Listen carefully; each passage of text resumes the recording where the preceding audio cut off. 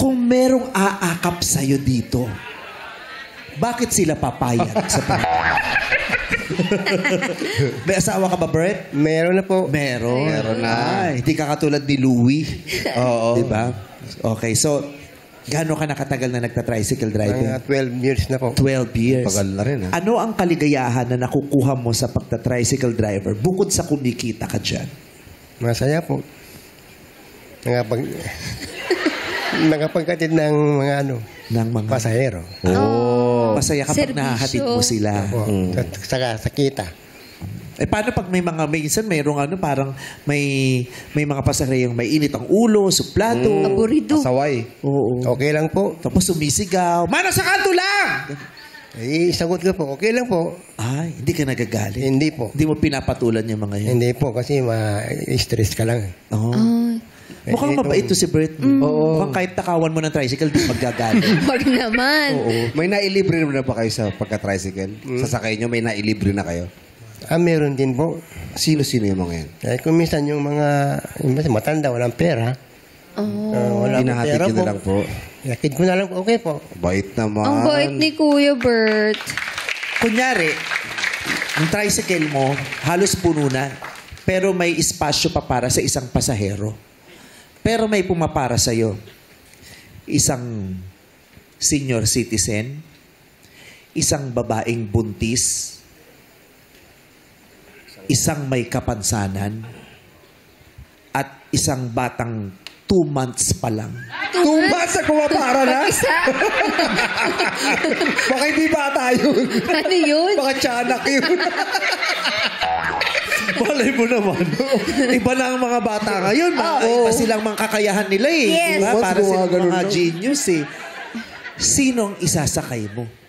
Mahirap. Ganun po. Lahat sila. Pwede sa kayo. Pero kailangan mong magsakay ng isa kasi uulan na. Hindi mo man matulungan ng lahat. At least Makaisa ka man lang. Sino doon? Yung bata. Yung bata. Yung pumapara na. 2 months? Kung ano? Kung pumapara yung bata. Siyempre yung bata unahin ko. Kasi bata pa. Baka maligaw mo. Eh kung hindi pumapara, nakatitig lang sa'yo. Nakatitig lang sa'yo yung bata. Boban yun. Oo, pero nakita mo may asong lalapit sa kanya pero hindi pumapara. Oh, nako, paano yun? May asong nalapit sa... Oo. Sa bata. Sa bata. O sige, sa'yo na lang lumapit yung aso. Kakatuwa to si Siyempre, Brent. mukawin mo yung aso mo. Ano po? Patamuyan mo yung aso, baka kagatin tayo doon. May naiintindihan ka ba sa sinasabi ni Brent? Bugawin daw yung aso. Bugawin ng aso. Oo, bubugawin. Masaya ka sa pagiging tricycle driver. Opo, masaya po. Kung mauulit ang buhay mo, gugustuhin mo pa bang maging tricycle driver ulit o gusto mong masubukang ibang trabaho naman? Tricycle na lang po ako. Bakit po? Kasi may edad na po ako. Ha? May edad na po. Kung mauulit ang buhay mo, hindi ka naman may edad aga. Oo. Tricycle pa rin kasi wala akong natapos eh. Bilang ama, ano ang konsepto mo ng magandang buhay para sa iyong pamilya? Gusto ko lang makatapos yung mga anak, ganun.